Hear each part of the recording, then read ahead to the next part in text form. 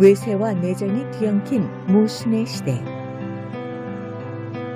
1863년 철종이 죽자 이하응은 조대비와 짠 각본대로 자신의 둘째 아들 명복을 임금 자리에 앉혔다. 조대비는 재빨리 옥새를 거두어 안동 김씨가 끼어들지 못하게 막고 신속하게 새 임금의 지정을 선포했다. 나이가 12살이었던 명복을 대신해 조대비가 수렴청정을 했다. 그리고 흥선군 이하응을 흥선대원군으로 추대하고 섭정이라는 이름으로 나란일을 맡겼다. 흥선대원군은 안동 김씨를 몰아내고 권력을 마구 휘둘렀다. 그는 노론 중심의 세도 정치를 분쇄하고 당파를 고루 등용해 비리와 부패를 바로잡으려 했다. 왕실의 위엄을 위해 경복궁 재건을 서둘렀고 대외적으로는 천주교도를 탄압하는 등 척화 정책을 폈다. 그 과정에서 원납전을 무리하게 거두어 원성을 샀고 서양 침략 세력의 천병이라고 해서 수많은 천주교도를 죽였다.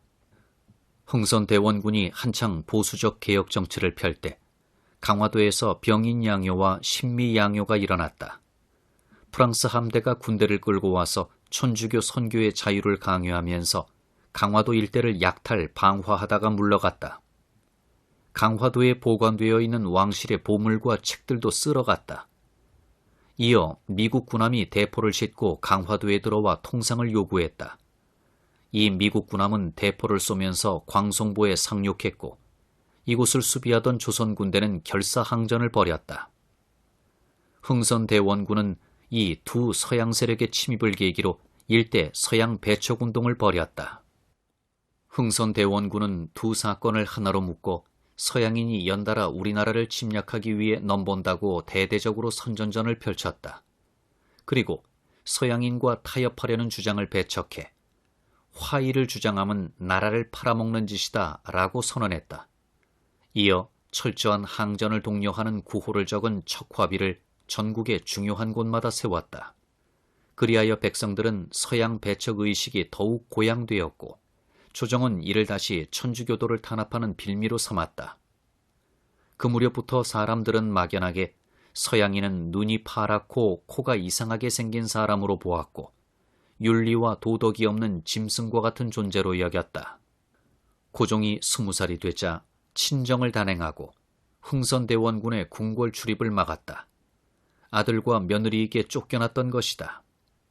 이제 민비와 여흥민 씨가 집권해 정사를 주무르는 외척 정치의 시대가 다시 시작되었다. 한편 일본은 메이지 유신 이후 군사를 서양식으로 바꾸고 대포 등 신무기를 개발했으며 근대식 공장을 지어 산업을 일으켰다. 일본은 서양의 열강들이 아프리카와 동남아시아의 식민지를 경영하고 중국 땅을 석권하는 것을 보고 조선을 표적으로 삼았다. 우수한 군사력을 확보한 일본의 군국주의자들은 조선과 일본은 문화로나 혈통으로나 뿌리가 같다고 주장하며 조선을 정복해 한 국가로 만들어야 한다고 외쳤다. 그 속내는 그동안 일본이 추구해온 대륙 진출론과도 맞물려 돌아갔다. 그 무렵 일본은 청나라 제품을 능가하는 성능이 좋은 소총과 대포를 생산했다. 일본의 걸림돌은 조선에 대해 종주국 행세를 하는 청나라였다. 1876년 일본 군함 운요호가 일장기와 우길기를 펄럭이며 강화도 앞바다에 나타났다. 운요는 구름이 솟아오르다라는 뜻을 지니고 있는데 이제 그 구름을 하늘이 아니라 조선 땅에 일으키려는 것이었다. 강화도를 지키던 수군들은 운요호의 상륙을 멍한 표정으로 바라보고만 있었다. 일본 대표는 사자를 조선 조정에 보내 일본과 통상조약을 맺으라고 요구했다. 조정에서는 어쩔 수 없이 신헌을 교섭 대표로 보냈다. 그동안 여흥민 씨 일파는 이권에만 혈안이 되어 개항 따위에는 관심을 두지 않았다가 날벼락을 맞은 것이었다. 마침내 강화도 조약을 맺었다. 이 조약에 따라 제물포, 원산, 부산 등 세 항구를 먼저 개방하고 차츰 진남포, 목포, 마산포, 군산, 평양 등지로 개항을 확대했다.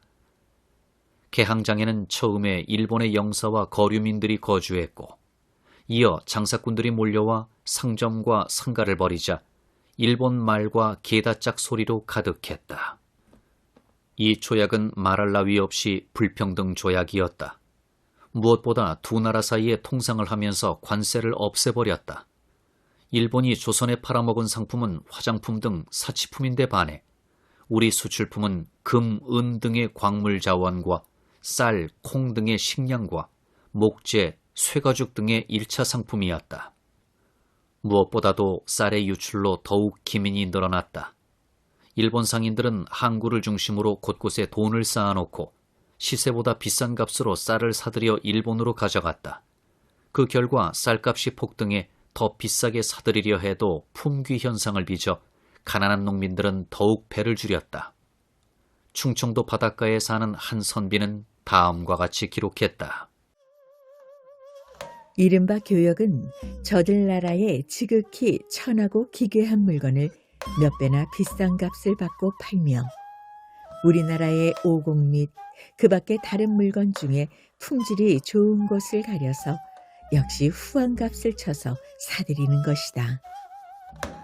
그리하여 우리의 몰입애들이 우리나라 사람들과 매매하지 않고 부정한 방법을 써서라도 물건을 항구로 보냈으니 항구에는 한 나라의 정곡과 나머지 물건들이 산처럼 쌓여 있다. 피난로. 춘공기나 흉년이 들어 쌀이 바닥이 나면 도리어 일본에서 밀가루, 강냉이 따위를 팔아먹었다. 금은과 같은 나라의 자원이 유출되고 필수적인 식량 자원마저 빠져나갔다. 아이러니하게도 일본으로 수출된 쇠가죽은 군인들의 장화나 가방의 원료로 사용되었고 일본군은 가죽 장화를 신고 조선을 침략했다. 또한 영국제의 옥양목이 중국 상인이나 일본 상인의 중개무역을 통해 수입되어 장바닥을 휩쓸어 우리 무명은 똥값이 됐다. 또 서울에는 일본 공사관을 두어 외교를 맡아보게 했다. 이를 계기로 미국, 프랑스, 독일, 러시아 등 열강들이 잇따라 이 조약에 근거해 통상조약을 맺고 서울에 공사관을 두었다. 그리하여 정동거리에는 양복쟁이 서양 신사와 파라솔을 손에 든 서양 여인들로 북적거렸다.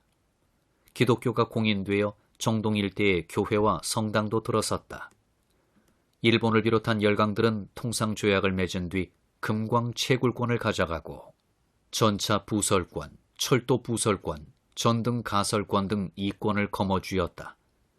일본 상인의 개항장의 활동 범위를 100리 이내로 제한했는데 조정과 현지 관리들은 때때로 쌀, 콩 등의 판매를 금지했다. 더러는 방공령을 내려 수출을 막기도 했다.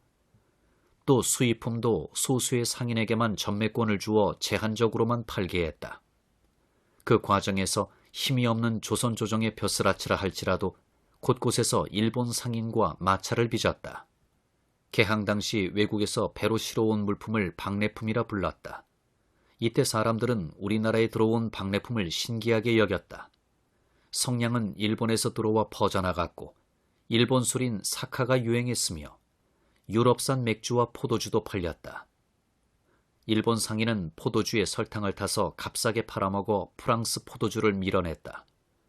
권녀는 미국과 일본에서 들어와 전국으로 퍼졌는데 일본이 덤핑을 해서 시장을 휩쓸었다.